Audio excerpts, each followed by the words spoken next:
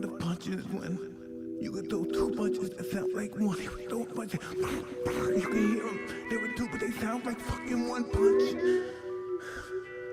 They don't understand. Anybody that hears this understand the art of fighting. They know what I'm saying. He threw two punches that sound like one.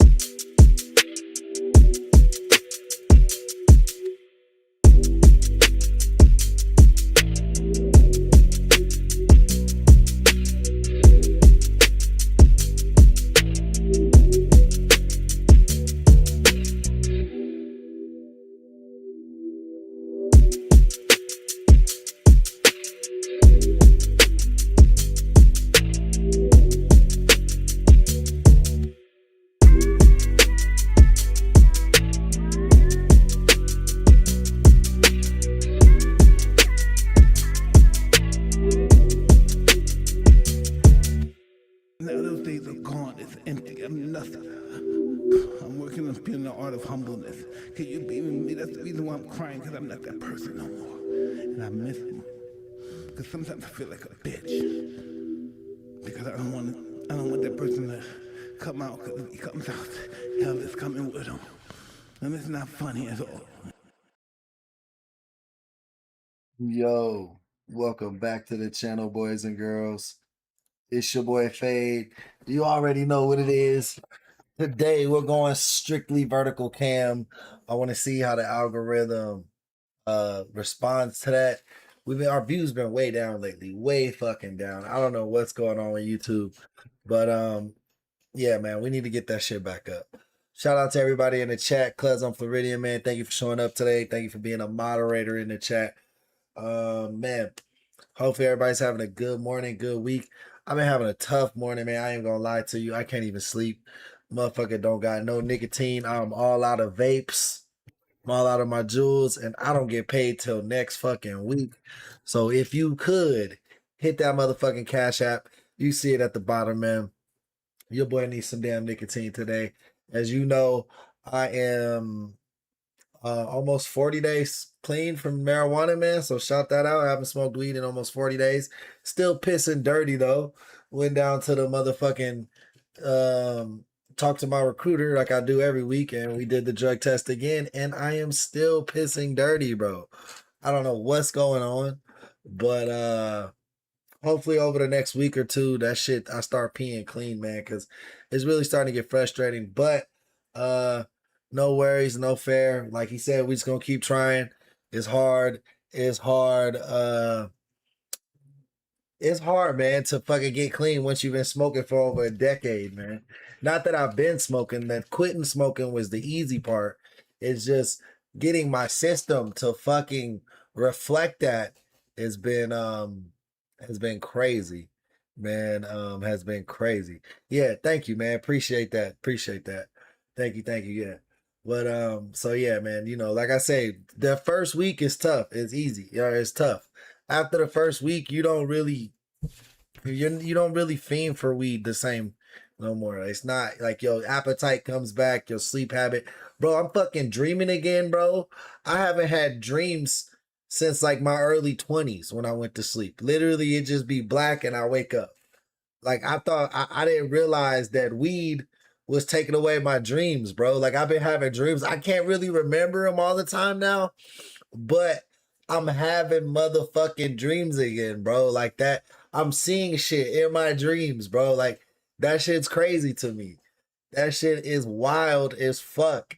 But I don't know what that means, but you know what I mean? I'm excited about it. Hopefully I have an epic dream here one of these days that I can remember and talk to you guys about. But I know for a fact that I'm dreaming because I remember seeing shit while I'm sleeping, but I don't really remember the dreams yet, and they're not that vivid yet. But yeah, I thought that was an interesting fact.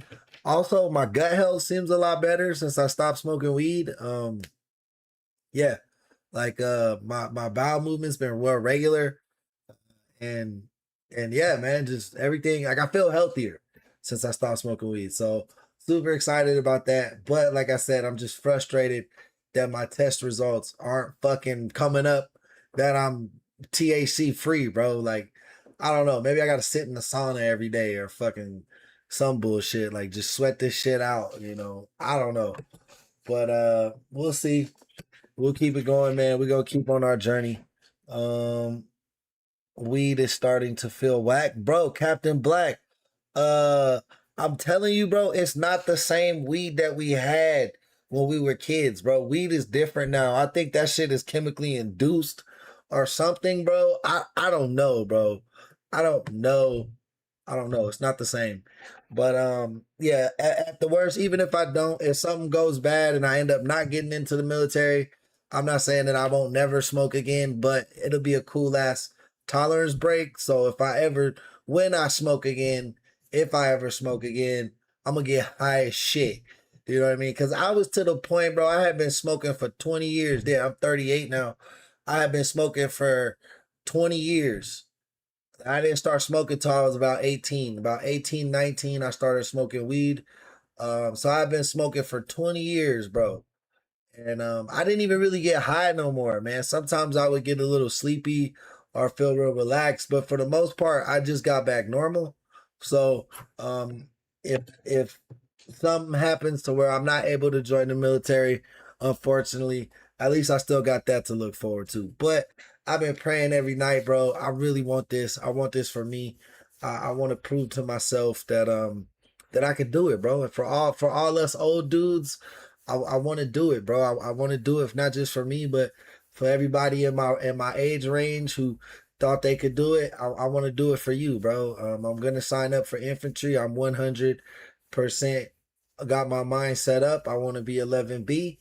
I want to fight for my country, and that's what it's gonna be. My recruiter wants me to do something else because I scored really high, pretty high on the ASVAB test. He thinks I should get into like cybersecurity or fucking nursing or medical or some shit like that, bro. But nah, I want to do the hardest shit I can do, bro. I want, I want to grind deep and do that shit, bro. I want to go out there. I want to be with my battle buddies. Like that's what I want, bro. In my heart of hearts, that's what I want. Um, and I'm not afraid to die. You know what I mean? I'm really not, and not because I'm crazy or that I want something to happen to me. I pray every day that nothing happens to me or any other soldier. But at the end of the day, um, I just want to put it all on the line, man, for my family and for my country, man. That's just real shit. But man, with that being said, we got enough about me. We got a great show lined up for you guys today. Welcome to Fade King True Crime Reviews, where we do it the best. And you know what I'm saying? There's a lot of people imitating our show, even duplicating what we do. You see all these fucking true crime review channels now. If you're new around here, make sure you hit that subscribe button to help support the original in this fucking game. Our first video comes from EWU Bodycam, my favorite channel of the EWU network. Killer doesn't realize Dashcam is filming everything. From there, we'll go to Red There. Can't talk. Red Thread Interrogations. Killer teen has no idea he confessed on camera. And then from there, we'll go to Bloodlines. His grandfather, bro kills his grandfather and thinks he's going home. So let's start it out. Let's get into the show. Today, we only got vertical stream. because I think the algorithm likes it better when we do that. But I have my own theories on why YouTube likes the vertical stream better. We'll talk about that some other time. Let's get it started. Had a dash cam, and it caught his face on camera. Well, they weren't smart enough to get this, were they? Just after 1 a.m. on September 3rd, 2023, a frantic 911 call reaches dispatchers from outside a parking garage in Atlanta, Georgia. Hey, I need an ambulance to 2430 Piedmont Road. You have a Longhorn? Parking deck. Stay still, bro. Stay right here. Yeah, I'm in the parking deck. He's shaking. I'm in the parking lot. I don't know where he is, but he got blood on his arm. Tell me exactly what happened. I just saw him push him and shoot him, and he fell to the floor, and the guy pulled off. By the time the caller finishes explaining, police are already at the victim's side. Several of them were nearby, and some of them heard the gunshot the moment it rang out. Stay with me. Come on, stay with me. Give me a sign. You with me? You good? You're not good. Thank you, go ahead on. Is it going to fire for you? You feel anything in your back? Can you breathe? Huh? Push your head back down a little bit. Do we know if he was hit? I heard it. When I was standing right there, all I heard someone say was, "What the f?" And then I seen a gunshot fire, and then I didn't see else. More officers arrive and attempt to learn the victim's identity from his co-workers. Can you tell me everything you need? Name, date of birth, family. Okay. Do you have Harrison's mom's number, please? About how old is he? 25. Is he still here? They're able to identify the victim as 25-year-old Harrison Royce Olvey, a valet worker who was bringing out a client's car just before the shooting.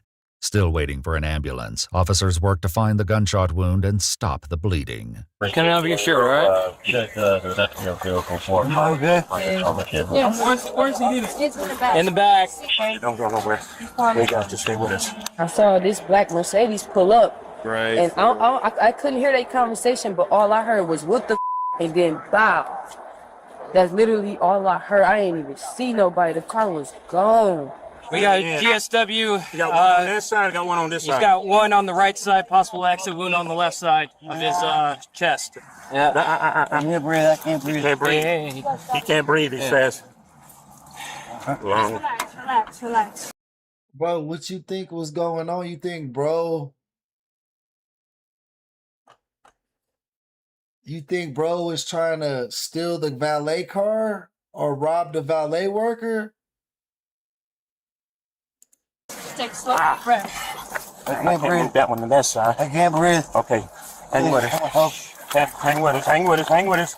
The bullet appears to have torn straight through his body, creating a through-and-through wound. Despite being barely conscious, Harrison is able to answer critical questions from officers. My man, what happened? They were breaking into the truck. And they shot me. What did he look like? Oh, bro was trying to break into the truck and bro tried to stop him maybe. Nah, bro, you see somebody breaking into some shit, especially if it's not yours, leave that shit alone. Like Two black. black guys?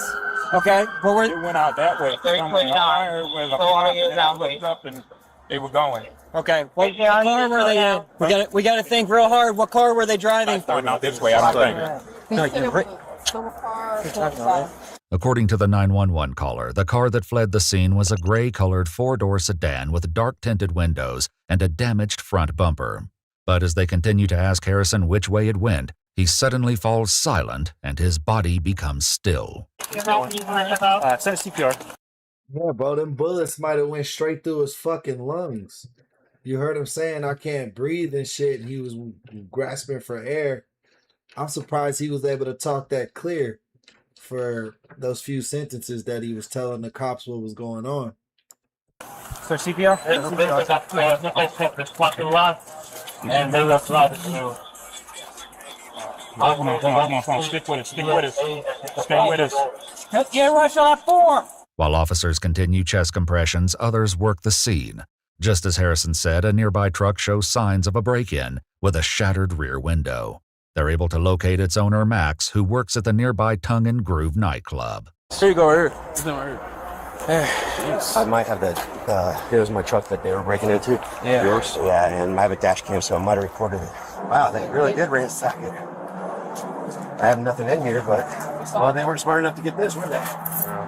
An ambulance finally reaches the scene and rushes Harrison to a local hospital, where CPR continues as he's moved into a trauma room. Back at the scene, officers wait for any news of his condition. I talked to him about 10, 15 minutes before he walked past. Yeah, I talked to him. I sat down and eat a little popcorn and get something to drink. And I was just putting the stuff down and I heard the pop. I looked up, I saw the car. Dog, ass dog, that was a valet attendant that got shot. He was at work. The victim was at work. He got shot. Somebody was breaking into one of his co-workers' truck and he tried to stop him. And then they shot him. And then they drove off. I was like, no. It's getting too much, man. I'm too old for it. Did they say this was Denver? I don't know why. This reminds me of downtown Denver. Meanwhile, Harrison's close friend tries to get information to share with the victim's mother, who he currently has on the phone. Hey, are you gonna tell me something, or are you just gonna walk away, man? My friend just got shot. He's just walking away from me. Come on. Atlanta. This is Atlanta, it looks like, from the cop car. Atlanta police, I think that says. He's got the mom on the phone. Okay. Can you give me any kind of information that I can tell them? We don't have that yet. They're en route to Grady. They're still Condition, anything. They're still doing CPR. That's all we know right now. I have a unit following behind the ambulance, and as soon as I get an update, then I'll know something. But that's all I know for right now. Nearby officers share their own opinions about what happened. It's sad, but I think unfortunately he should have just got as much information about that vehicle and what the people look like. Got the hell on. That ain't even your fault. Then you done died. Like that's really senseless. He was up for a minute. And then all of a sudden they was like, yo, he's not breathing. Oh, that's wild. Like, I know I pretty much said the same thing. You should never die trying to stop. Like, if you see somebody breaking in somewhere, don't try to fucking stop no shit because you don't know how crazy they are. But to hear a fucking cop say that, bro, like that's crazy. That's crazy. What did she say? He should have just mind your business, essentially. That was one of his co-workers' truck. Like, that's his homie's truck. So he felt like it was his business. But he shouldn't have tried to stop the shooter. I do agree with that. Like that wasn't worth it. You should have just went back inside or called the police or something. Because even the guy who owned the truck said, I didn't have anything in the truck. For a minute. And then all of a sudden they was like, yo, he's not breathing. He's not breathing. I'm like, whoa. Look, head flopped over. I was like, Just like that? Yeah. He said, I don't want to die. He's like, this, you good? Put the chest cells on him.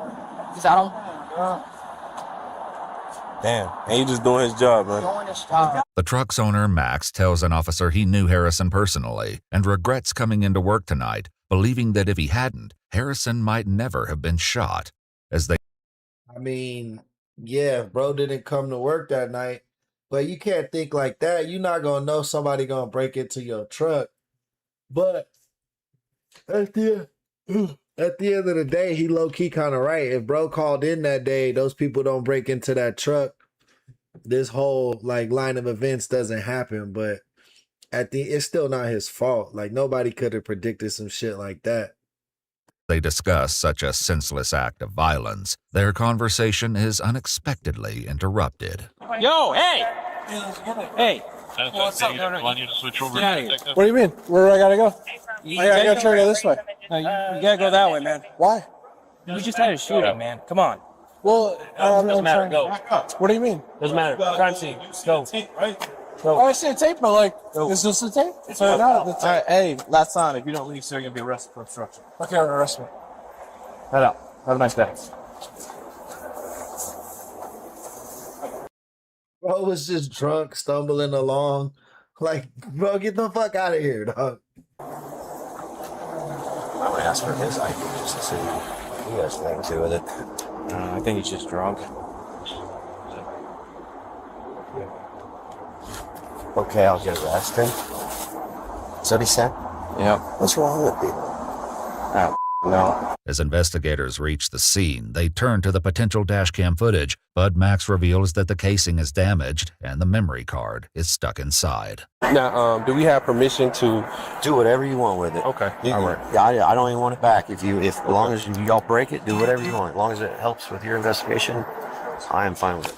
Ultimately, investigators are able to retrieve the footage as the card was still intact. As the video begins, a young man can be seen approaching the rear passenger window of the truck.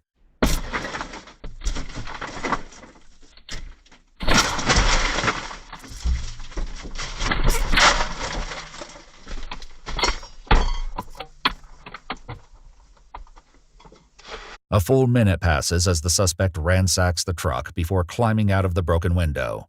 Then someone can be heard off camera, which catches his attention. Shortly after, Harrison was shot off camera. Tragically, the 25-year-old did not survive, and he was pronounced dead at the hospital. Still images are taken from the footage, and officers quickly begin to circulate them online, asking the public for any help to identify the suspect. Several tips lead investigators to 22-year-old Randy King, who is currently on probation as a felony first offender. According to police records, he had been convicted in Coweta County after breaking into a vehicle and at the time was found in possession of a firearm. Security footage would capture him driving a gray four-door sedan and entering his apartment building wearing the same clothes and shoes he was wearing during the break-in of Max's truck. His family would confirm that Randy is in fact the man in the photos. 5 days after Harrison's murder, police arrive at Randy's apartment. Randy King. Bro seemed like he was high on drugs or some shit, dog. He seemed tweaked the fuck out the way he was jumping through that car. The police department with the search warrant. Step outside and surrender. Your apartment is surrounded. Come to the door, or the door is coming down. To avoid damaging the door, maintenance provides a key, but they enter to find that Randy isn't home. When you walk in, there's a picture of him holding a strap. Is it holding the picture of him holding the actual murder weapon? Really? There, yeah. Well, that's good evidence. They're like, snap, snap. I think that's called a clue. To increase pressure, Crime Stoppers of Greater Atlanta offers a reward for his capture, posting his full name in connection with the murder. Randy remains on the run for over 5 weeks, until his mother calls police in mid-October, explaining that Randy is sitting with his sister outside of a courthouse and is ready to turn himself in. Hey, I'm Officer Adams. I can hold right fast. Huh? I can hold him right fast. You said do what? Can I give him a hold right Yeah, come on. Oh, you good? You good. You good. You good.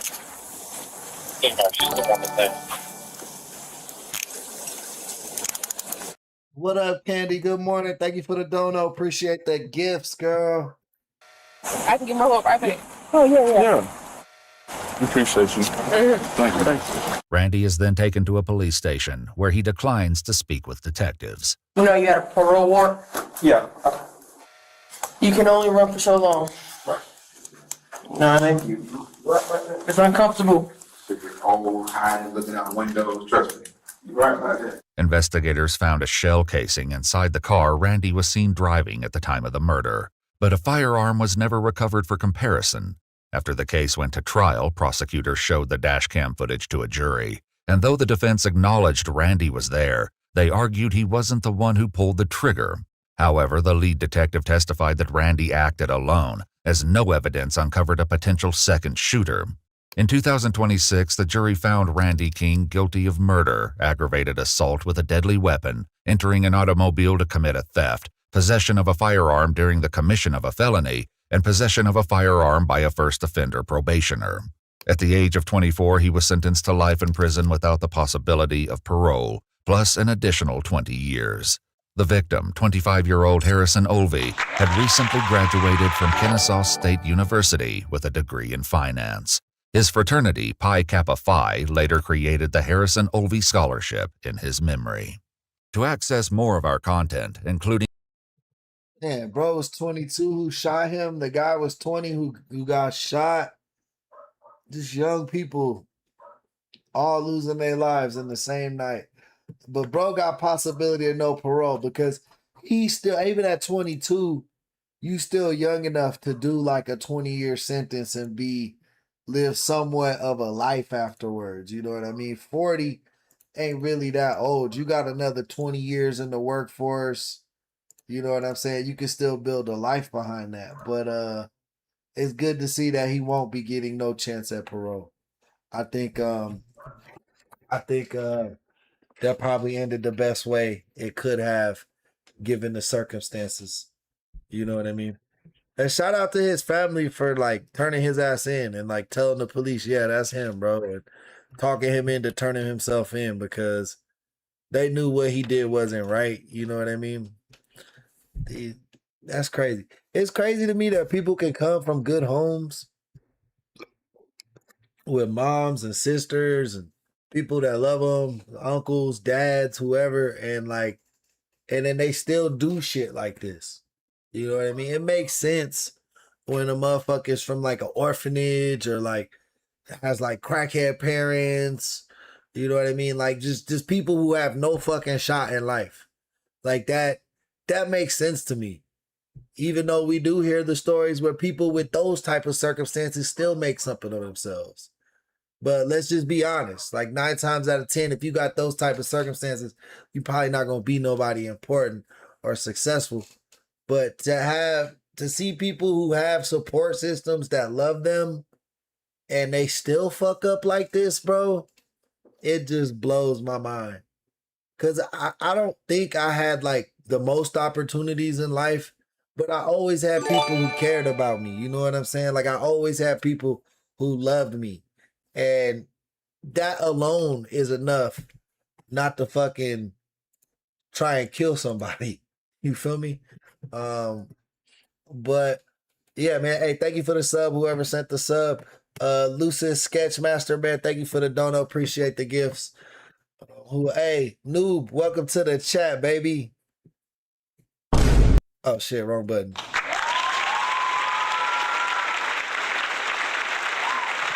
Noob Nation, thank you for being a member and thank you for showing up to the live stream today, my friend.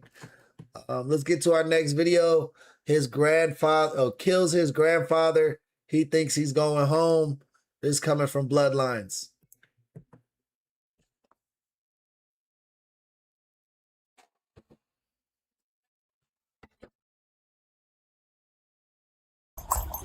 Where's Elijah? I don't know. Oh, this isn't good. This isn't good. This isn't good. I don't know. I just felt like that was it. What does that mean, Elijah? This is Elijah McCullough, a 22-year-old who just took a belt to his grandfather and believes he's about to walk out of here. But soon, detectives will discover that underneath his calm shell, there's a monster. You got scratches on your neck, so I know things took a turn today between you two guys. We know that nobody else was there today, except for you and Grandpa. Because with each minute that passes, he'll give a darker and darker account of what happened at his mother's home. What were you trying to teach him? What did Grandpa do? That's why we need the truth from you, to just let us know what happened. Until even the detectives can't believe what they're hearing. Elijah, out of all of this, you know that he's dead, right? And you know when a good time to tell that truth is? Nah. On the morning of May 15th, 2026, police were called to a home on Charlene Drive in Green Township, Ohio. Inside was the body of Alexander Metcalf, and soon, a search kicked off that stretched across the entire neighborhood. Oh my God, that's your papa! My papa? That's your papa, that's not Dad. Ma'am, I'm so sorry. I got to get off the phone. What? It's your papa! Where's Elijah? I don't know. We thought it was my brother. Somebody got the body back. I'm so sorry. No, it's her. It's your grandfather.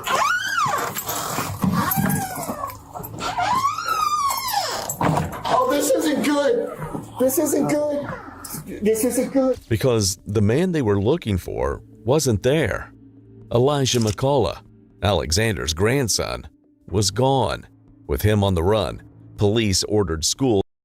Bro look like he like 25, 28, something like that. It's hella motherfuckers named Elijah in that were born from like 95 to 2000, bro. That was like a real popular fucking name. Nearby to go into lockdown, as they were afraid he posed a threat. He needed to be found fast. Elijah, you in here? Elijah, in here? Police department. I want to back up. What up, Smarty Jones? What's 6203? Let me know what that means. Open it. Okay. Elijah? What's your gun? Yeah, we're clear up here. Yeah, we're clear. He like ran up around their backyard. Yeah. And then he came back. Okay. And I was watching him from the window right there. I'm surprised. Okay, well, we're just gonna hang tight over here because they got a dog, so we'll just let the dog go do their thing. It didn't take long. Officers tracked Elijah to a wooded area less than a mile from the house and took him into custody. I got your boss spring you right over here. Right. Zing on, you gonna poke me, cut me, stick me, nothing like that? Sure. Nothing that would hurt me? We're just gonna go straight back to my car. Just Hey, Herbert, is this guy astronaut too? He seems super intelligent, right? right here. Just go ahead and face my car for me.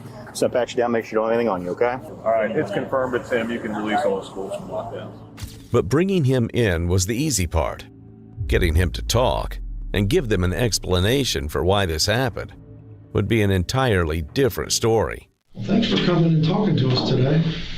Looks like there's a bunch of stuff that happened, and our job is just to gather the facts out of things and sort through everything.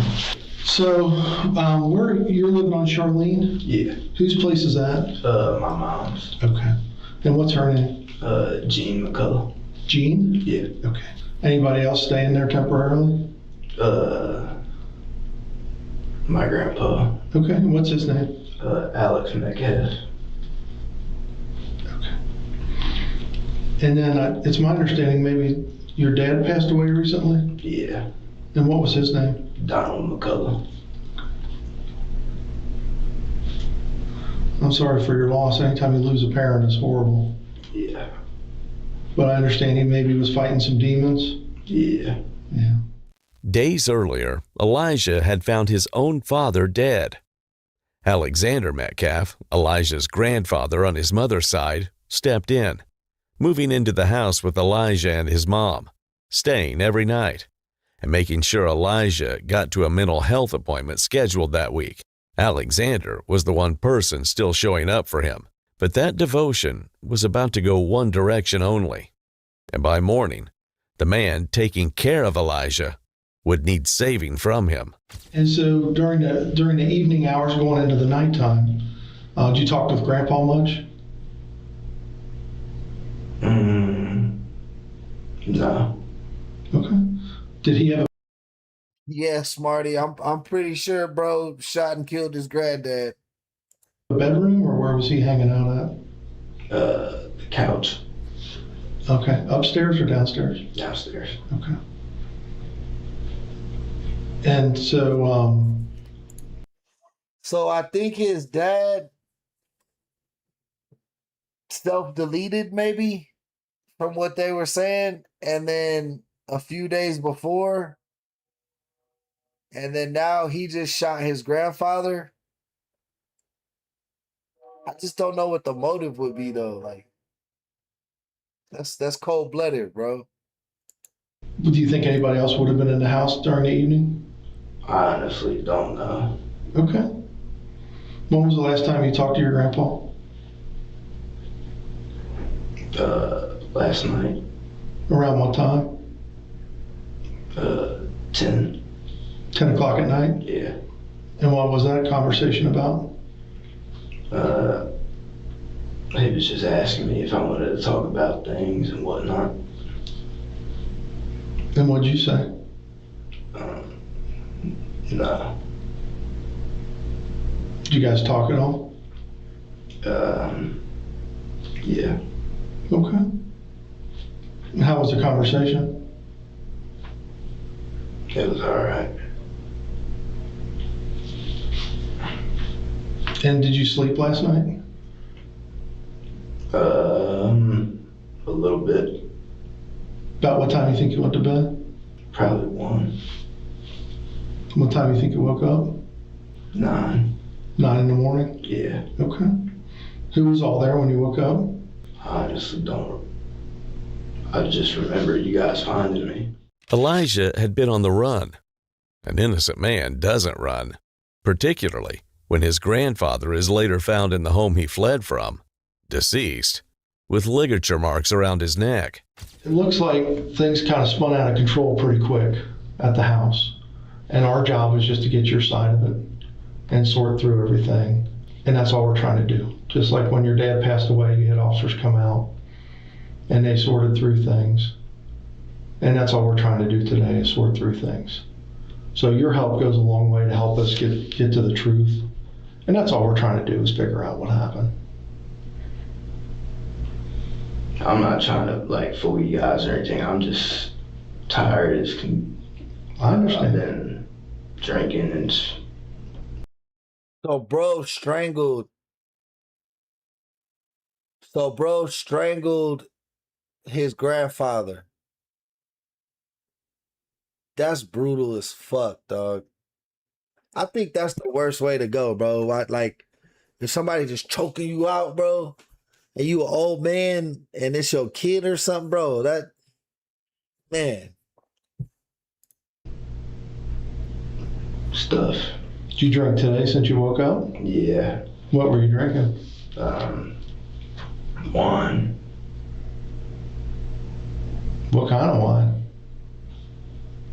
It was in the fridge. Okay. So you know why the cops picked you up then? Not really. Okay. Let me ask you this. It's my understanding that you maybe see some people for some mental health issues. Is that right? How long have you had those? Since senior year in high school. And about how long ago was that? 2021. Are you on any medication? Not right now. Are you supposed to be? Probably. Okay. When was the last time you used your medication? Properly, probably over a year. Okay. And I know that stuff affects people differently, sometimes for the good and sometimes for the bad, and we're not here to judge whether you take your meds or not. They were here, however, to judge whether Elijah is responsible for the death of his grandfather. And the detective will point out a key piece of evidence on the neighbor's property, which could help determine that. The good thing is your neighbors have cameras that face the street, which catch your house too. So we kind of know who was there and who wasn't there at the house last night. And those record all the time. So when your mom left, does she have a car? Yeah. What color is her car? A purple Malibu. Okay, that's a funny color. You don't hear many purple Malibus. And was she able to drive that to work last night? Yeah. Does she check in on you overnight at all? Like, what do you mean by that? Oh, like, hey, how you doing? How's Grandpa? How's things? Yeah. Did you check in last night? No. And do you have a girlfriend at all? I do not at the moment. Okay. Do you have any girls that come over just to visit? No. When was the last girlfriend you had? I don't know, I've dated a few, so I can't remember. It's been a few years since I've been in a relationship. I gotcha. Okay.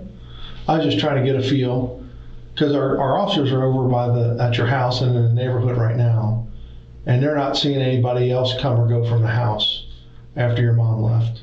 So it looks like it was just you and Grandpa home at the time. Is that accurate? Yeah. Okay. Did you talk to your grandpa this morning? I don't really remember like what time it was because I wasn't really checking times. Yeah, but you talked to him today. Yeah. After you woke up. Yeah. Okay. And where were you guys at when that happened? In the living room. And so how was that conversation? It was good. At some point, it turned not good.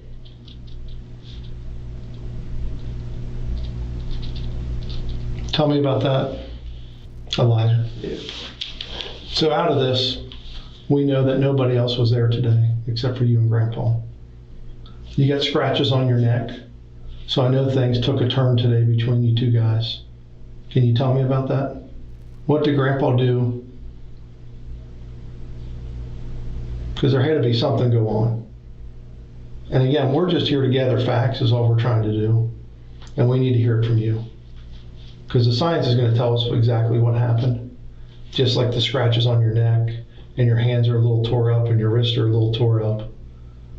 We can look at all that.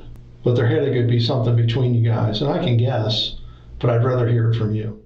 The pressure was building, and Elijah was looking more and more like a man about to break. What he said next would try to paint Alexander as the villain of his own story. And if you like villain stories like this, please consider subscribing so we can keep bringing them to you. Admit that we made a mistake, so it's not more likely to happen again. You're clearly fighting. Bro, you going to jail for life. This shit ain't happening again. Plus, you only got one granddad. Now I'm thinking, did bro's dad even self-delete, or did bro kill his dad too? Some demons, and you had a lot of loss in your life lately with your dad passing. And you got a lot on your plate. Our job is just to sort through this stuff with you to figure out what the heck happened. Because you already know why you're here. You're not a dumb guy. And you know what a mistake had been made, right? And you can't undo that mistake, can you? No. No. And so we're just trying to get both sides of it, because our job is to gather facts out of people. And it looks like you were in a little bit of a struggle. Was that accurate? Yeah. Did you mean for it to happen? No. What set all this in motion? Elijah, out of all of this, you know that he's dead, right? Have you had problems with him in the past? Him? Yeah. Yeah. What were those problems about? You guys just didn't get along? Yeah, he was overly toward you? Yeah. I'm sorry to hear that. And, well, not only that, his, my mom. Well, it sounds like he wasn't a nice person. I mean, it's not like it. People really care to say anything nice about me. Well, Elijah, that's why we want you to use your words to put things in your words about what happened. Because we don't want other people to do that or scientists to do that. Our job is to hear from you exactly what happened. It's the only accusation Elijah leveled all day. But Alexander's family paints a very different picture. They called him very, very loving. A man who gave everything he had for his kids and grandkids, and who was only in that house because he loved Elijah and tried to help him after tragically losing his father. The detective continued to play good cop, being patient and almost fatherly, maybe standing in for the one Elijah had just lost. But it wasn't getting them any closer to an answer. Elijah still hadn't told them what actually happened in that house. I have a cup of water or something. We'll get you. Sorry, I just had a drink.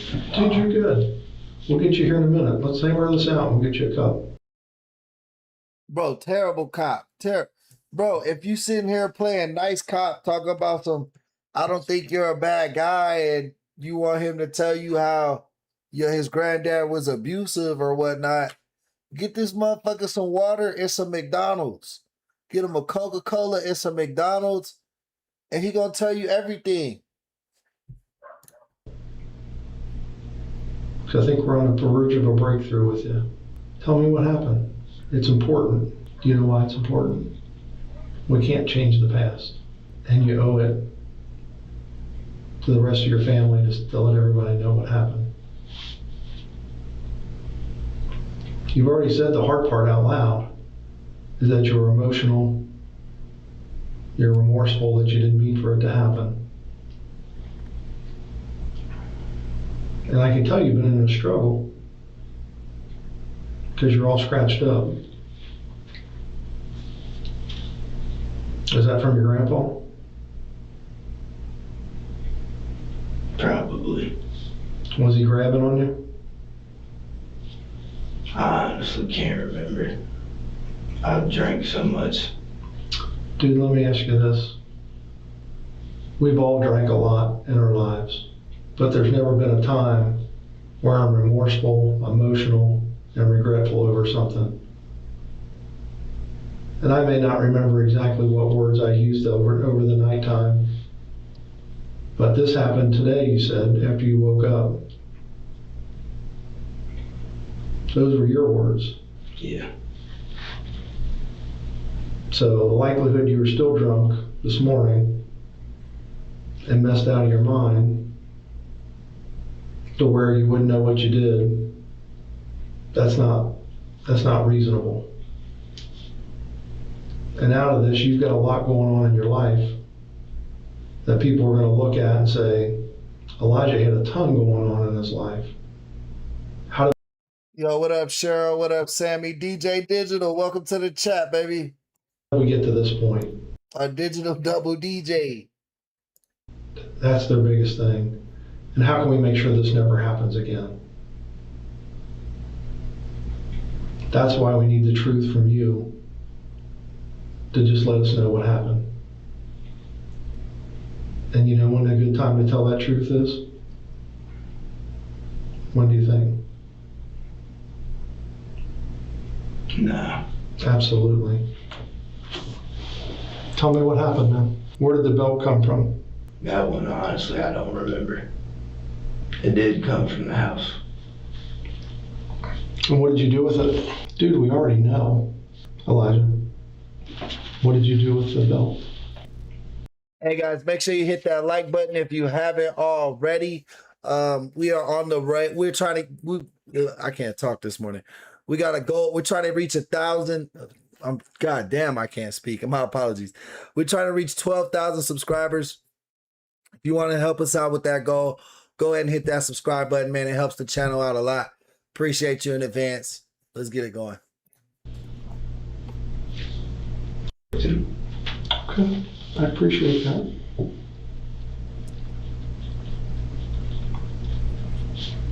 How did you jump him? I pulled it. Pulled the belt? Yeah. Where'd you have the belt on his body?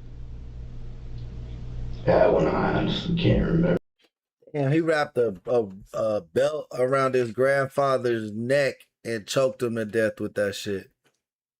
That's brutal, dog. Bro should never get out of jail. Just like the last dude never got out of jail, this guy should never get out of jail either. But usually if you don't use a gun, they be saying that shit is like manslaughter.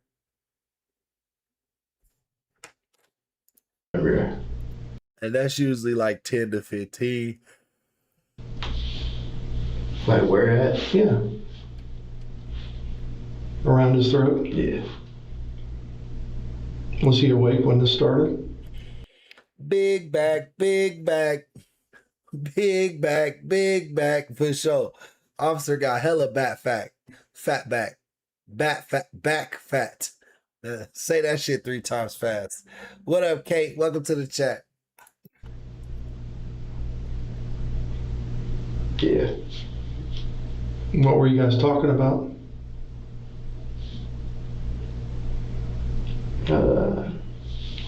Nothing really. Well, how do you go from nothing to a belt? Like, I don't know. The murder weapon had now been confirmed, but the detective still needed to know more about how this happened. Let me ask you this. The scratches on your neck, who were those from? Him. Do you have any other injuries on you from him? On your hand? Yeah. And what's that from? On your right hand? Him grabbing my hand. And what was he saying when he was grabbing your hand? Stop. Why? And what'd you say? Nothing. So you're pulling on the belt. At some point you stopped. Why'd you stop? I didn't really, I don't know, I guess I didn't really think about what I was doing before it was too late. Yo, what up, Matt? Welcome to the chat, guys. Make sure you hit that like button if you haven't already. Subscribe to the channel if you're new. If you've been around a while, consider a membership, dog. $2.99, cheaper than a cheeseburger. Helps support your favorite YouTube channel, man. Goes a long way. Thank you in advance. And so what made you stop pulling on the belt? I felt like it was enough. What were you trying to teach him? No, I wasn't trying to teach him anything. Did something piss you off? No. Did he take something from you? Or throw something away? Let me ask you another question. Other than the belt, did you punch him or do anything else to him? Hit him with anything? What'd you hit him with? I punched him. Where at? The face. With what? My hand. Do you have anything in it? No. How many times did you punch him? That I honestly can't remember. Were you facing him like this or something else? It was a tussle.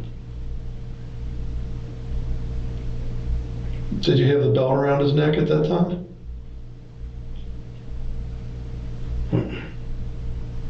So what were you tussling about? How long did he fight with you when you had the belt around his neck? Not that long. Like, give me a time. Seconds. Seconds? Yeah. Really? Okay. That's just quick. If he's struggling for seconds, how long did you hold the belt around his neck tight? It was seconds. Now normally, I'm not trying to get you to change your time. I'm just trying to make sure you got the most accurate memory. I don't think I do at the minute. Okay. I'm f***ed up. With what? Emotions? Emotions and drugs. Okay. What kind of drugs? Weed. Weed's like a cigarette anymore. Those. You know, out of this, if I ask you a question, you answer it, you think on it, you respond. There's little doubt in my mind what you're telling me is the truth, and that it's a sincere reaction to my questions. You're very appropriate. You've been polite and kind all day. And those other things in your system may be contributing to this. Detectives finally had their answer for how Alexander died. But that answer had only raised a harder question. One his family had been asking since the moment they learned of Alexander's passing. Why? Why did a man who'd given Elijah everything end up dead at his hands? And whether Elijah himself even understood the answer. Well, I appreciate you sharing me what you did. What do you think your mom's going to ask about all this? I already know the number one question she's going to ask me.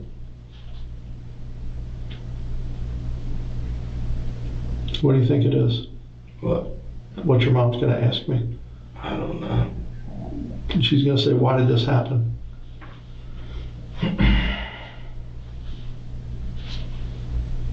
Answer that one and I'll tell you what the second one is. Elijah. Yes. Can we answer your mom's question of why did this happen? Made a poor choice. I get the poor choice, but why did it even happen? From the sound of it, you and your grandpa, were you guys fighting? I mean, like arguing? No. So there's no argument. Nobody owed anybody money or dope. This happened today after you woke up, correct? Yep. That's what you said. So you may have been a little drunk from last night, but not too much.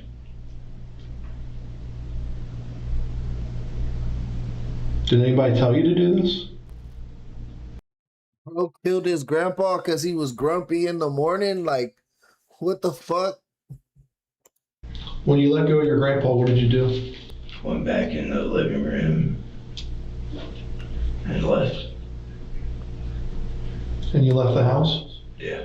So you left pretty much right away? Yeah. Okay. And why'd you leave?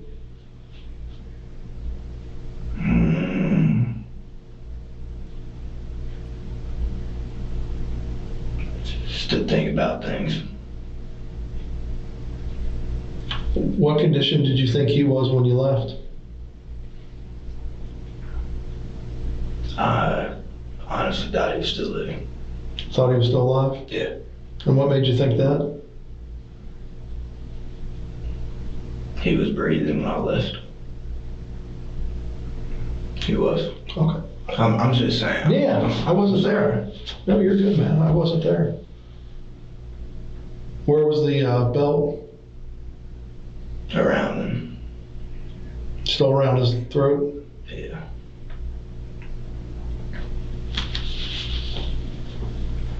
I appreciate you sharing.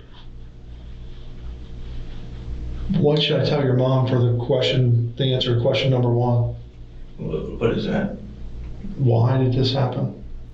You're a polite and kind guy, and you're showing remorse that you wish. Did you wish that this didn't happen?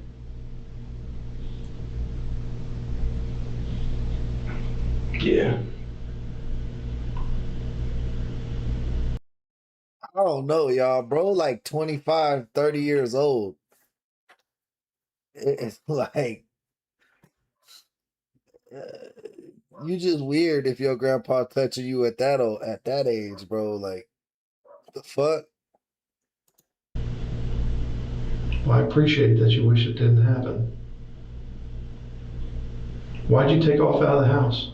That I honestly don't know. Just stupidity, I guess.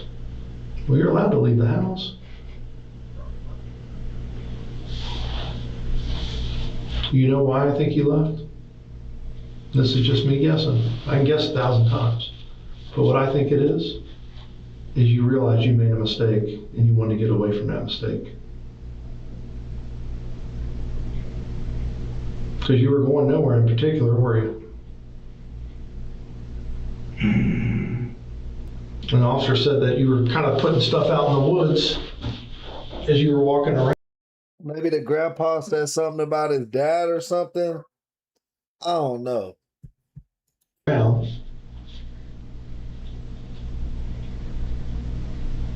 Like a knife and a couple other things. Had to be a lot of emotions. Is that accurate? Yeah. So we know that you regret it happening, that you were emotional. What set this off? Elijah, out of this, your mom's gonna ask us, what the heck happened? What should we tell her? I honestly don't know why I did it.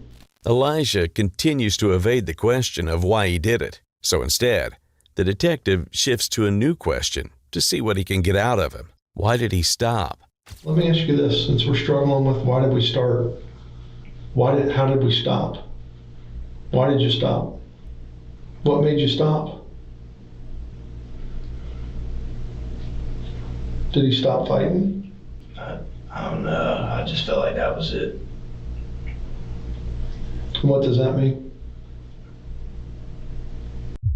The detective was never able to get a straight answer out of Elijah about why he did what he did. Later, his lawyer offered an answer detectives never got.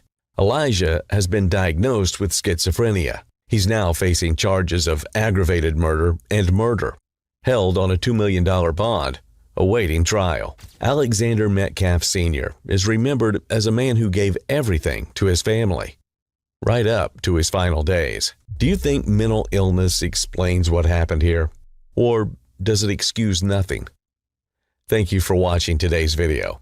Don't forget to subscribe. I think if you kill somebody 9 times out of 10, bro, you got some type of mental issues. Like, a normal person, I don't think can do that. Like, I don't think,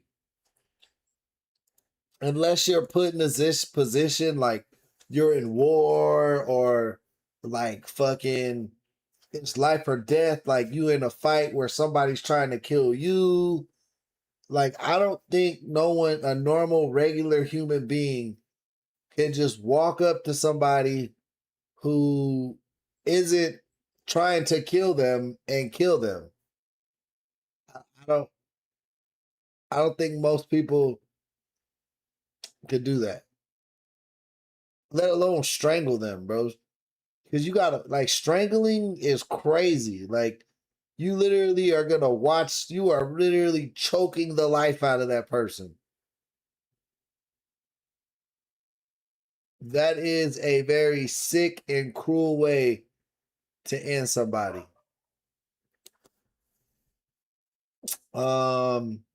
Killer teen has no idea he just confessed on camera.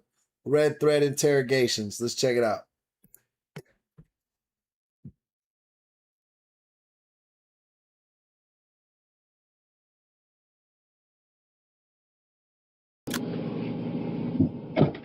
What's good, money? What you been up to? Hiding from the cops? What happened? Getting inside this car is 19-year-old Liam McAtasney, unaware that he is being recorded. Just days ago, Liam's best friend, Sarah Stern, mysteriously went missing, making Liam the last person to ever see her alive. What's going on with her? Like, how's she been acting lately? I wish I could tell you. In the past, she has tendency to have self-destructive behavior. Liam believed that he had planned out the perfect homicide, covering up his tracks and evading authorities. But as this secret confession continues, it will hold answers to where Sarah is and what has happened to her. That's what I'm saying, girls. Don't never say you got a male best friend, bro. Like, don't ever let a male be like, I'm her best friend. Like, because literally, I already know. He was probably secretly in love with old girl. She was like, nah, you my friend, you my brother. He snaps out and kills her, bro. That's going to be my guess. Let's see if that plays out. Bro, this is like movies, bro. Yeah, I got the FBI on. Dude. What are they questioning? A lot. About what? About killing Sarah. Sarah's whole deal was my thing. But you can't blame me for doing this, right? It was a cold night on December 2nd, 2016, when police in Neptune City, New Jersey, received a 911 call. It wasn't as panicked as many of the ones they receive, but upon hearing it, they knew it was going to unfold into something that would change dozens of lives forever. There's a car that's abandoned. It's off to the side of the road. The abandoned car wasn't just sitting anywhere, it was along a bridge. And when officers looked inside the vehicle, they were met with something even more concerning. The keys were still dangling from the ignition, and the car was in working order. Whoever abandoned it chose to do so, and the car's placement on a bridge painted a disheartening picture as to why. Desperate to find out if they needed to be searching the frigid river, police traced the car and determined that it was registered to a man named Michael Stern. Police raced to Michael's home, which he shared with his mother, as well as his 19-year-old daughter, Sarah. Mount yourself real well. That dude said, Miss T, that is a terrible red flag. That is a terrible red flag. Oh man. Whenever I hear a girl just say that, it like fucking cringes to me. Like, that is like so fucking cringe. Cause none of them dudes are your homies. They just want to smash. And you really think that you could be one of the guys is ridiculous. Oh man, I'm so sorry. City Police! Hello? Hello? Neptune City Police! Hello? Police Department. That door's locked. That's not good. But after a thorough search of the home, there was nothing but a locked room and Sarah's dog, Buddy, to be found. Unsettled, police managed to actually get in contact with Michael, who revealed he was in Florida and that 19-year-old Sarah was the one using the vehicle. They had to deliver the horrific news to Sarah's father, that they believe Sarah may have parked on the bridge and leapt into the icy water below. Police immediately began searching the water, risking the lives of dive and search teams as they combed through a raging river that was just 38 degrees Fahrenheit, cold enough to cause a loss of motor function within just 4 minutes. But ultimately, they were left with nothing. Sarah was nowhere to be found. They had no body, no note, and no answers. So they decided to go to the last person who saw her, her childhood best friend, Liam McAtassi. Liam, you Liam? You got a second? Can I come in and talk to you real quick? Yeah, no problem, officer. Is Sarah here by chance? No. When was the last time you talked to her? I was with her today. What time? Before I went to work. So it was earlier today? Yeah. When was the last time you had any kind of contact at all with her? Turn some light on if you don't mind. I mean, we went to get food today. And you went to work at what time? 4:30. Okay, so you haven't talked to her since 4:30? Do you have a cell phone you can reach out to her on? I actually haven't been able to find my cell phone. Liam and Sarah did indeed get food the night prior to her disappearance, which is at least one thing Liam is telling the truth about here. The two were captured on surveillance footage pulling to a Taco Bell in the mid-afternoon. Since dropping her off at her house, Liam claims he hasn't seen her and hasn't talked to her because, conveniently, his cell phone is MIA. Alright, so you haven't been able to talk to you don't know where your cell phone is? Nah. Yeah, mine on me, so. Alright, keep looking for your cell phone, man, because we're trying to find Sarah. What was her mindset last time you talked to her? I just know she's been trying to get away. You can tell me she's going to Canada. Trying to get away, okay. Canada, she's been real depressed lately? Her dad is crazy. Okay, and then she's dealing with the loss of her mother. Her dad's in Florida right now, right? Her dad. Bro, trying to pin this on her dad or make it seem like she self-deleted herself. Like, no, bro, it was you. Me in the chat think you got friend-zoned and you was like, man, it's my turn. Bro, it was never going to be your turn. She been friend-zoning y'all since y'all was kids. Like, think about this, bro. Think about this, ladies. Unless you're like a stud, you and dudes really aren't going to have that much in common. Unless dude is gay or super feminine, metrosexual.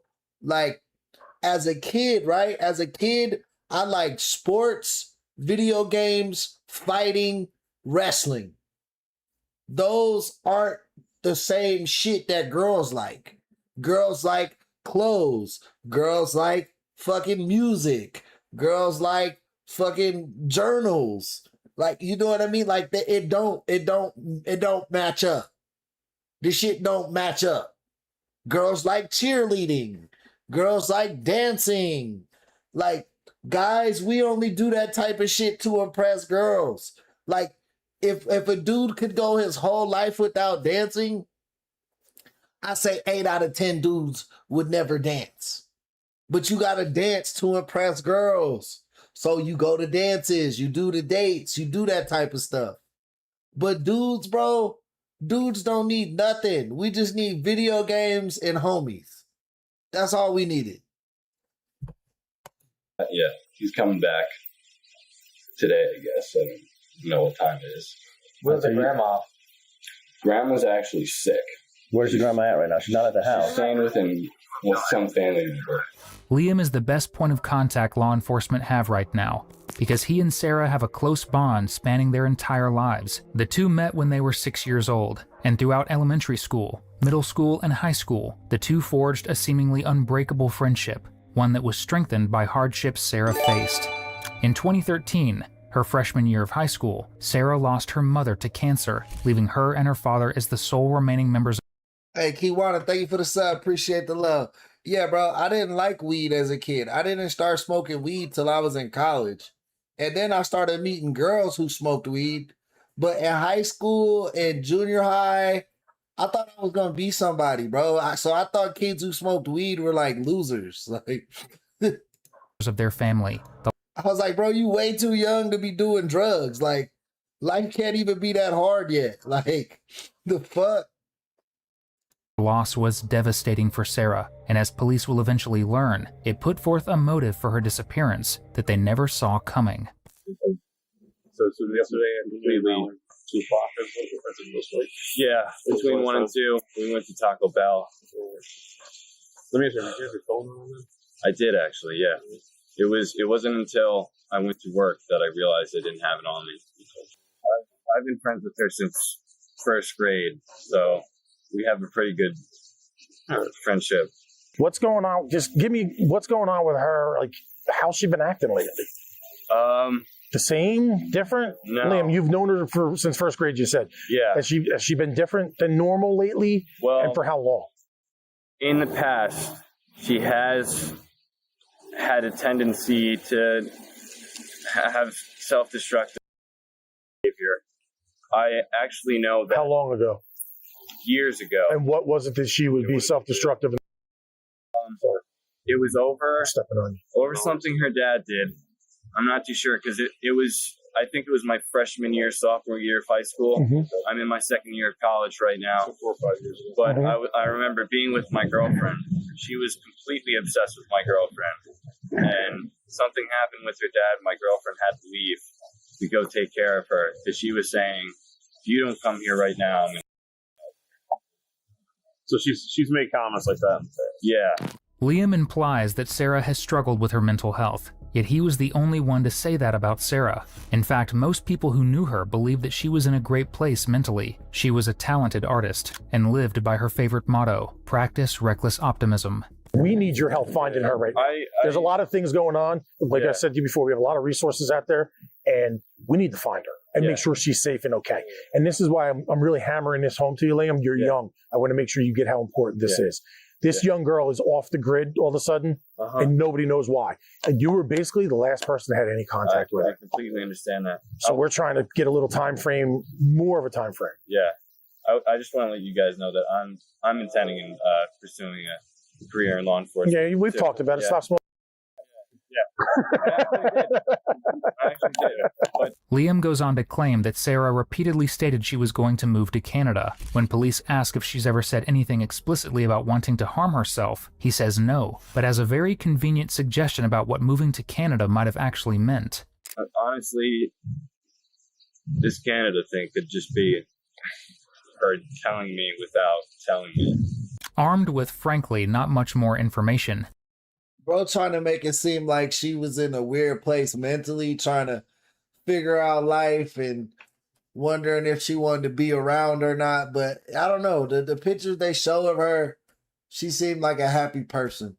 I think we got this one right, chat. I think we are right on it. I think he made his move after all these years. He finally told her how he felt. She wasn't rocking with that shit. And then, boom, he snapped. Police continue to search for Sarah to no avail, desperate for absolutely any leads. Police bring Liam back in, not necessarily looking at him as a suspect just yet, but that's about to change. How long have you known Sarah? First grade. Since first grade? Yeah. I was actually homeschooled until 7th grade, but we went to CCD together in Bradley Beach. Okay. That's where I first met her. And what's the extent of your relationship? I would say we're pretty close friends. Never or anything like that? No, nothing like that. Okay. Do you know her ever to date anybody before? No, actually. It's weird. She just seems really like immature, like she's not interested in that kind of stuff. She's more interested in playing video games or something like that. I don't know. Does she talk about guys? No, she actually gets grossed out. She doesn't.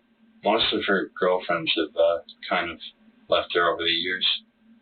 After everything that she went through with her mom, and she's continued to go through with her dad, and it's just been kind of like boys hanging out with her. And if we were to bring up anything about it, she's always grossed out. When you say gross, That's because you're her brother, and she don't want to talk about fucking with her brother. What's that? What do you mean? Like repulsed? Like, oh, don't say that. Oh, it's gross. Anything about it. One of the most immature people we've ever covered is calling someone immature because she wasn't interested in intimacy. When she was surrounded by boys like him, can you really blame the girl? And if you enjoy killers like this, realize they're not winning an Oscar, subscribe and check out our Spotify, where we upload podcasts. You know, some people just want their private life to be private, bro. Like, they don't want everybody knowing, like, what the fuck they into. You know, I know that sounds crazy nowadays because everybody be like so eager to like tell you about their sexuality and like what type of shit they like. But at the end of the day, bro, that shit don't really matter. Because if you're not finna do it for me or you don't do it for me, I have no reason to tell you what I like in bed or who I like in bed. For me to flaunt sexuality, that's weird. Like, that's so fucking weird to me. Like, when dudes are overly, like, masculine, like, oh, yeah, I'll be smashing chicks, da-da-da-da-da. Like, that's weird.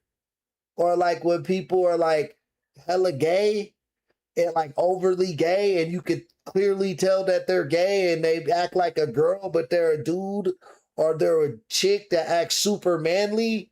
Like, that shit's weird. You don't have to try and get across what you like, because I don't give a fuck. I got somebody that does it all for me, and I like her, and she like me, and that's cool. But we don't have to, like, tell the world, like, in detail what goes on, or do y'all get what I'm saying?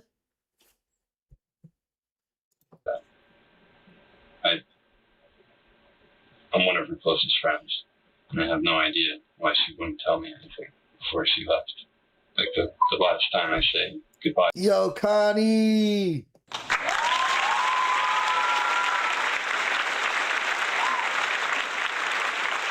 Welcome to the chat, Connie. Thank you for being a member, and thank you for showing up today. If you guys don't know, Connie's one of the coolest people I've ever met on YouTube, man. She does a lot for her community in terms of feeding the homeless and helping out the less fortunate. And I just want to thank you for being you, Connie. Thank you. Bye to her. It was just like any other day. Like, see you later. I gotta go to work. Nothing. She didn't say anything. But that week,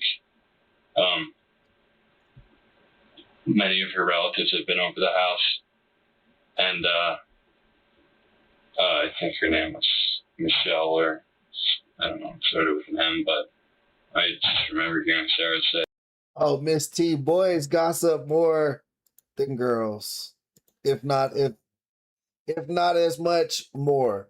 If you let any dude smash, especially young men, like, they finna tell all they homies they smashed. Like, everybody finna know who you smashed. this might be the last time I see you, because I might be in Canada by the next time. I don't know, something along those lines. Who did she say that to? It started with an M. It might be Michelle. It might be Michaela. Who was that? It's her Aunt Shirley's daughter. Aunt Shirley's daughter? Yeah, that's what I know. What kind of things aside from that incident has she spoken to you about regarding her dad? I know that when her mom died, she had money that was supposed to go to her, and her dad took that from her. It's kind of been the big thing over the years that she's always said. Her dad took money from her. Dad took money from her. She definitely had some trust issues, because over the past few weeks, she's been just packaging things up in containers and moving them to other people's houses. I had spoken about going to Canada with her.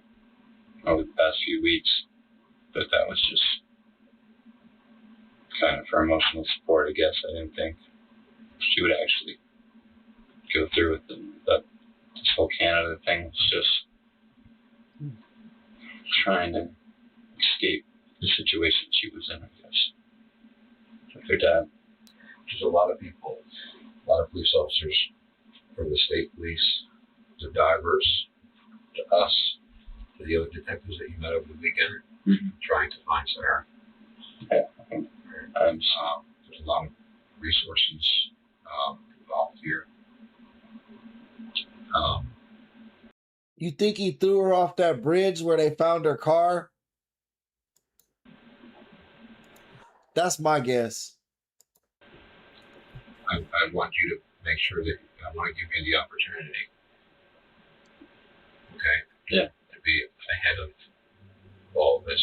If she provided you with information, if she told you something, if she told you that she was going somewhere, if she told you that she was going to do something, you need to tell us. Yeah. Okay. I completely understand. I understand that you're very close friends with her, and she confided in you a lot. None of that matters now. Okay, because all of this, what we're doing is only going to escalate at this point. Yeah. Okay, so I want you to think very hard. Okay, let your conversation take as much time as you need. I want you to think about your conversation that you had with Sarah on Friday. I want you to put yourself back in her house with her. And I want you to think about what the things that she said to you. Okay? One thing I want to talk to you guys about was if she did jump off the bridge, what are the odds that she's not somewhere all the way out in the ocean by now? And did she tell you she was going to jump off the bridge? No. If she had told me that she was going to jump off the bridge, there would have been no way that I could have gone to work that night. I went to work and I had one of the best nights of my life. I made a bunch of money. All my tables were good. I had a great time. It definitely, I would not have been able to do that if I knew something. He has just slipped up even more than he can possibly realize, because at this point, police suspect that his asking if her body is all the way in the ocean by now isn't because he's concerned she's dead, but because he's concerned about her body being discovered and evidence linking him to it. Little does he know, there's more evidence where that came from. After going to Taco Bell, Liam and Sarah were... Yo, we hit that motherfucker on the head, bro. I like Taco Bell. I seen somebody was talking greasy about Taco Bell. Taco Bell is good, y'all. Were caught on security footage going to a bank. At this point, police know intercourse and unrequited love likely weren't the motive for Sarah's potential murder. But money? Well, there's a secret about money that Liam has been harboring. You haven't told us about the bank. Yeah. How come you haven't told us about the bank? Well, I told him about the bank, but... Did you go to the bank? I was with her. Okay. It's the way back from Taco Bell. What bank did you go to? It's in Bradley Beach. It's called Carney.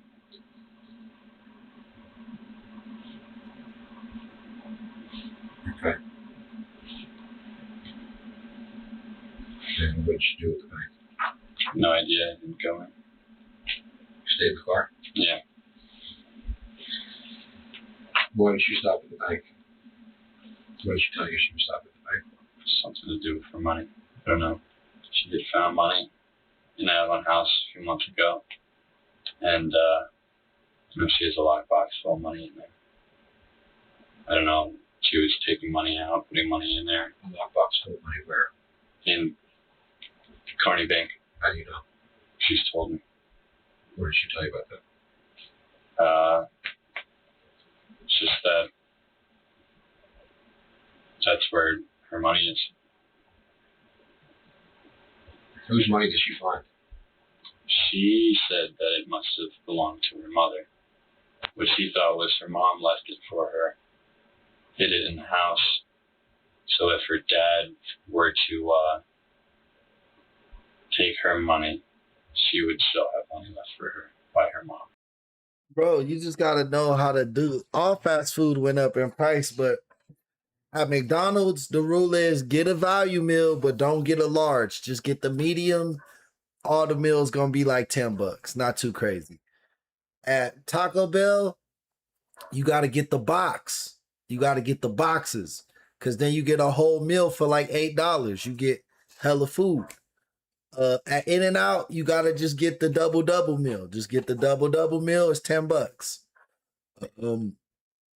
What else? At Jack in the Box, the only thing to get is the tacos, cause on the app they're still 2 for $1. So for $5, you get like 10 tacos. You know, you just gotta be smart. But if you out here ordering milkshakes, large fries, burgers, a la carte, of course that shit gonna be expensive, y'all. It ain't like back in the day where you could take $10 into McDonald's and fucking go home with a like 50 burgers. You know, it's never gonna be like that again.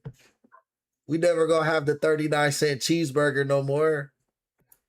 That's how much money? We couldn't tell you. She never told me. She said it could be. She told me a range. She said it could be from 20 grand to 100 grand. She wasn't sure. She wasn't sure how much money she found? Yeah. How? Does that make sense to you? That you wouldn't be sure how much money you found? Well, she told me the condition of the money was pretty bad. Like it was all stuck together. Well, it was old bills. So that could have been a reason for not knowing. I don't know if some of it was destroyed or water damage or whatever could happen over the years. She told you she didn't know how much it was? Yeah. Did you ever see it? No. If I did see any money, it was in the case that was in the Draper's, the safe that was in the Draper's house. There were some old dollars and coins, and I believe there was birth certificates and stuff. But we found that recently. She had asked me to help her go through her attic, try to get some of her mom's stuff out.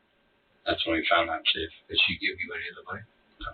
Sarah's mother died in 2013, leaving her with an inheritance that she had told her friends about. Liam believed that the inheritance was somewhere around $100,000, which is a motive if I've ever heard one. However, he soon discovered that the inheritance he was willing to kill for wasn't all it was cracked up to be. At any point were you in Sarah's backyard? But that don't even, one, 100,000 is not even that much money. And two, this bitch ain't just gonna have 100,000 in her pocket. If you kill her, that don't give you access to her bank. Like, I don't, that shit still don't make sense to me.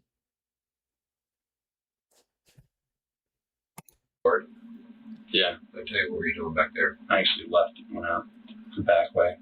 Why? Her front door's broken. What's wrong with the front door?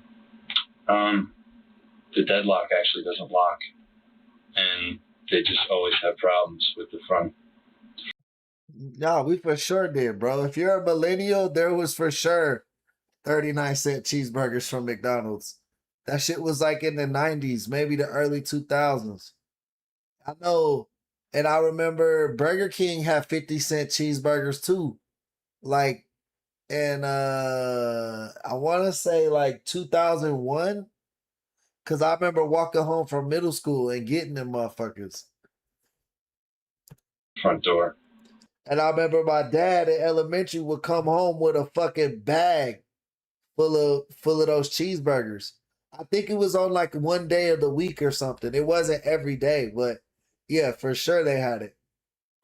And now they don't even have a key, so I just went right out the back door. We went to the front door, there was no problem. So, I don't know. I thought there was a problem. She called your number from her house line a couple of times. My cell phone number? Why was she doing that? Why? It would be during a time that you were there at the house. While I was at the house? Well, what time would that be? Because in the afternoon or I'm tired of proving y'all dumb motherfuckers wrong, bro. Y'all always come at Faye King, but I time and time again prove these dumb people wrong. In the late 1990s, specifically around 1998, McDonald's offered 39-cent cheeseburgers and 29-cent hamburgers as part of a targeted value strategy. These deals were not available daily, but were restricted to specific days of the week. Sundays had 39-cent cheeseburgers, or sometimes Tuesdays and Thursdays for 29-cent hamburgers. This purchase was limited, typically capped at 10 to 20 burgers per customer. Oh my God, bro. right around the time that you left to go to work. Did you tell her that you lost your phone? I didn't even know that I lost my phone. Well, when you went to work? No, because there was no way I could have communicated with her. Do you know her house number? No. No idea. You understand the importance of telling us everything and anything. And do y'all remember before before the McDouble, it used to just be $1 double cheeseburger. And then like around 2002, they created the McDouble, which was a double cheeseburger with one slice of cheese, but it stayed $1. But yeah. Thing that Sarah shared with you on Friday, and you did the time before that, right? Yeah.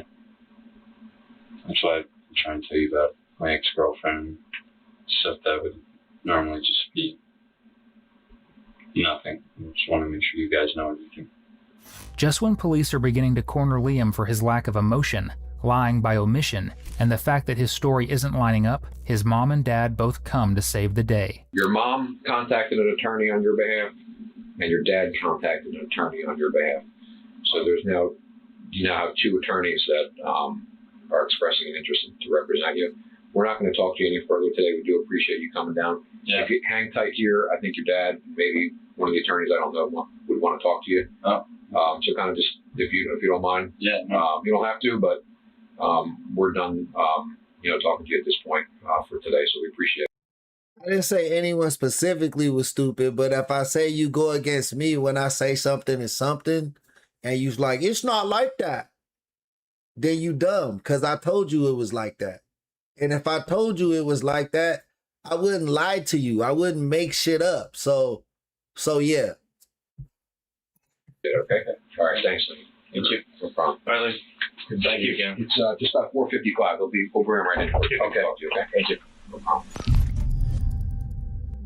Liam's lawyered up at just the right time, and unfortunately, the search for Sarah's body was suspended after days of looking with no results. It seems like police are at a dead end, but fortunately, they're far from it, because quickly they bring in Liam's roommate, Preston Taylor, to see if he can corroborate Liam's timeline. What time did Liam get back home?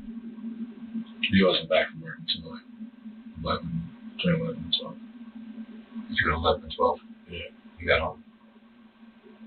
Okay. Do you remember what you were doing when he came home? That's his little judgment. That's when he came home? Yeah. You played Xbox for hours? Yeah. Okay. Does he normally get home that time, or? I don't know. We're just moving into the place, so we're just getting used to him, like, and his work schedule and everything. Okay. At least, like, the best way to do it. Okay. And what makes you think between 11 and 12 versus 12 and 1 or 10 and 11? Like, how do you know, like, between 11 and 12 he came home? It was definitely before midnight. So, you guys go to bed, and what happens from there? Well, the next thing we know, 4 in the morning. About what he told you You did with her? Nothing. Yeah, I got the FBI. Dude. What are they questioning? Oh, yeah, a lot. About what? About killing Sarah. They've been, they were up.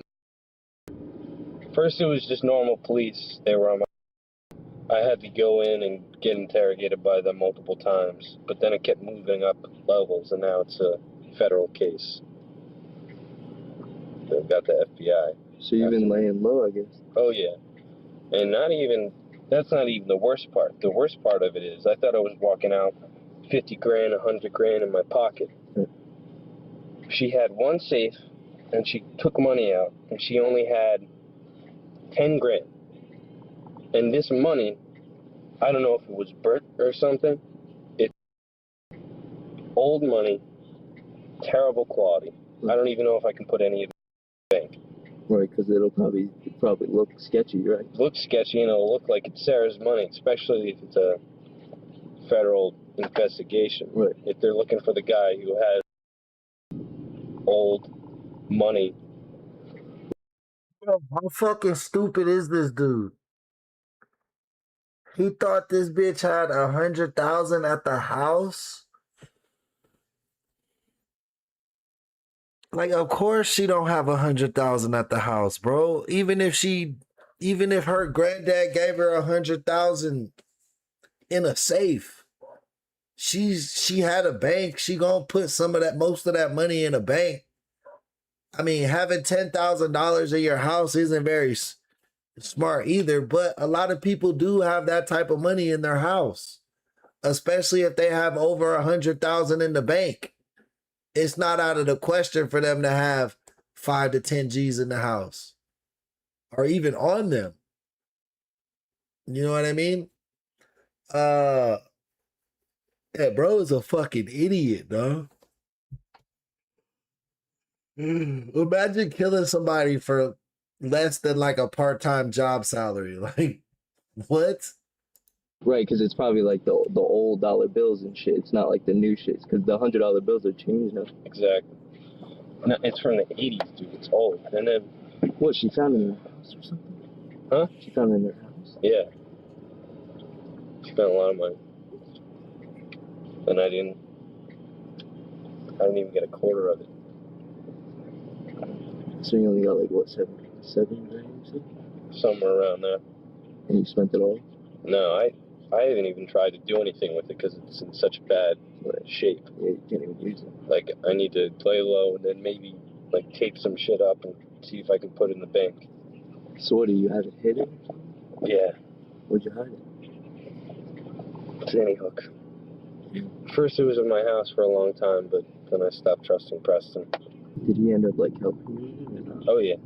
Liam and Preston both walked away with just under $10,000, most of which couldn't be used due to the fact that they were damaged old bills, which means ultimately, for a few $1,000s, they killed a close friend who trusted them, who had her whole life ahead of her.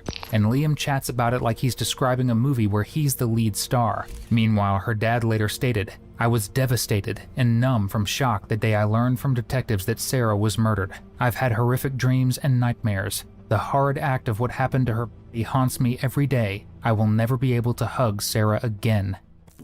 Dude, tonight we just tried to rob a drug dealer together. We just drove down to fucking... is that what you were in Stockton? Yeah, we were down there. We were gonna steal this safe, and we get to the house, and he moved. He's now... We're gonna go back down tomorrow night and try again. You know where he lives now? Yeah, we found it tonight. There were just people there. There's a higher chance that there's not gonna be people there tomorrow night. Start with that, bro. Yeah, this don't do shit. Bro was telling the police he wanted to be a cop. This motherfucker is a burglar. He's a murderer and a burglar. Like, trying to break into people's houses and shit, steal their safes. It seems like this is his go-to for money. Like, does he have a job? Where's bro work at? I mean, you're already saying the cops are on you, so you got... This is Preston's thing this time. Sarah's whole deal was my thing. But I had planned Sarah's situation for me to be interrogated by cops. Like, that was whole part of my plan to make me look not guilty. What did you end up throwing off the bridge? You didn't hear about it? It was all over the news. Right, but I didn't know if you, like, went through. Yeah. And the worst part is, we threw her off the bridge, and the never showed up. Bro, this is bro. Yeah. Told you, bro. I fucking told you he threw her off the bridge. Hype me up. Hype me up. Hype me up. I hype me up. I told you, bro. I fucking told you. That's why her car was chilling like that. And, dude, all right, so I'm hanging out with her. She has, we went to the bank. She took some money out, not all of her money. We're counting it out, and then she goes to walk out the front door. I her out, drag her. My biggest problem was the dog, and her dog laid there and watched as I her. Didn't do anything. Her dog. What kind of dog? Yeah, what kind of dog is that? It's like some. Was it a big dog? It looks like a beagle, but it's like the size of a Great Dane. Jeez. Nobody was there? Grandmother was No, there? nobody was there. Even her dad wasn't there. He was in Florida. Yeah, you said that he was. Yeah. So I have to leave. I have my phone at Sarah's house. My phone was at Sarah's house. Burglar. Burglar. I like that one. I like that one, Blackbird. Like, wait, you left your phone? Yeah, I lost it. I couldn't find it. I had to go to work. I had timed everything out so that. Why did you take your phone? You should have left it. Dude. What were you doing? I couldn't find it, dude. It ended up being out in the driveway. Oh, it must have dropped out of your pocket. It must have dropped when I was crawling to get in the car. But I drag her into the back, put her in a bathroom, and then I had to go straight to work.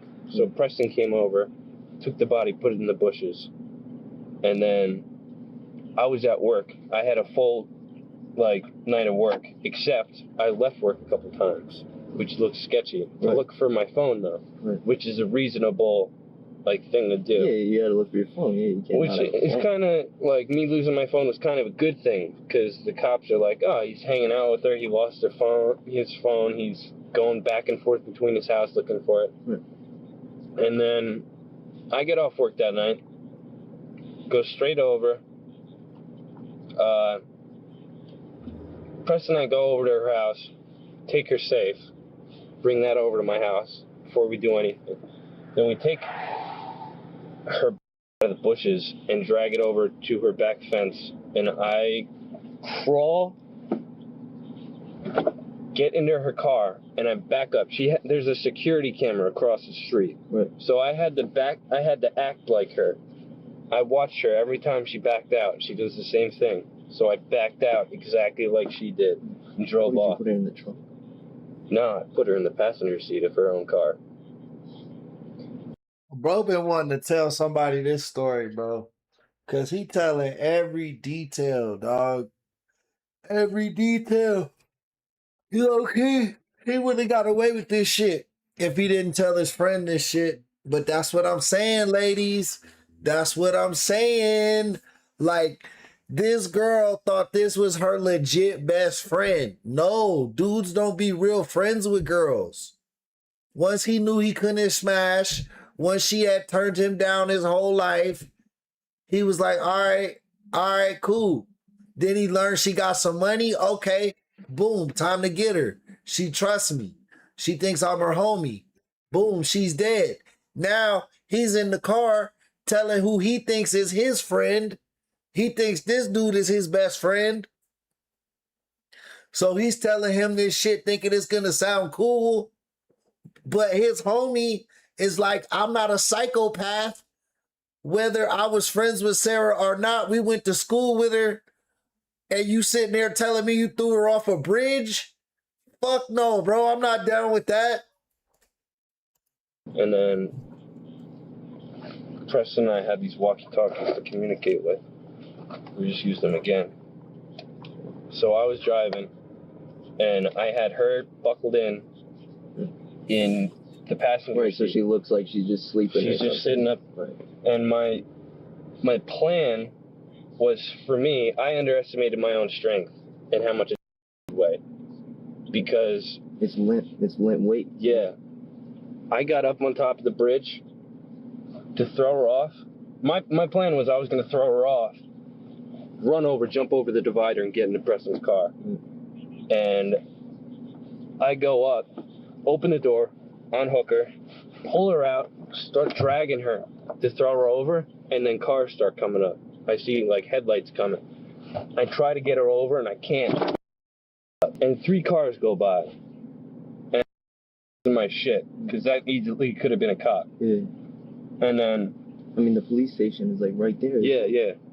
And then Preston comes over the bridge, goes around, makes a U-turn, comes up behind me. The 2 of us start over, and then we're out. Ultimately, it was Liam who sealed his own fate with his egotistical admission. Immediately after reviewing the footage, police arrested Liam and Preston. Preston took a plea deal for helping dispose of... Oh shit, Preston looked like a fucking serial killer, bro. Look at Preston. Preston don't get no bitches, bro. What the fuck? Sarah's remains. Preston look gay. At trial, he testified against Liam, securing himself just 18 years behind bars. Liam, however, let his ego get the best of him again. He refused to plead guilty and went to trial, testifying that he had nothing to do with Sarah's death. Ultimately, the jury... How you gonna... What the fuck? We got your whole admission. You knew damn well you was telling your friend what happened, bro. You know damn well that's how they caught you up. Like, you snitched to your friend what happened trying to sound cool, and then the next morning you get arrested for this shit after they had been bringing you in for interrogations like for months? Bro, you dumb as fuck. Saw through him. He was found guilty of felony murder, robbery, and hindering apprehension/evidence tampering. He was found guilty and sentenced to life in prison, plus an additional 10 years. Thank you for tuning in. Besides subscribing to help us make more videos... Damn, they about to be somebody's girlfriends. They about to be some girls up in jail for real, for real. But, man, that's, y'all funny as hell, chat. Hey, man, shout out everybody in the chat tonight, man. But that's going to be it for today's stream, man. We did not get into extended viewing hours, man. I think, shout out to all the people who sent in gifts today. I think it was only like 2 people, bro. But that's it for the show, man. Cue the outro.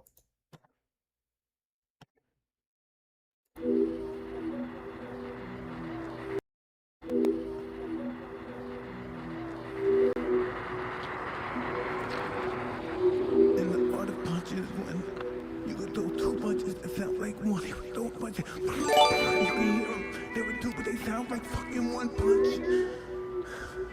Oh, they don't understand. Anybody that hears this understand all the fight. They know what I'm saying. You do 2 punches that sound like 1.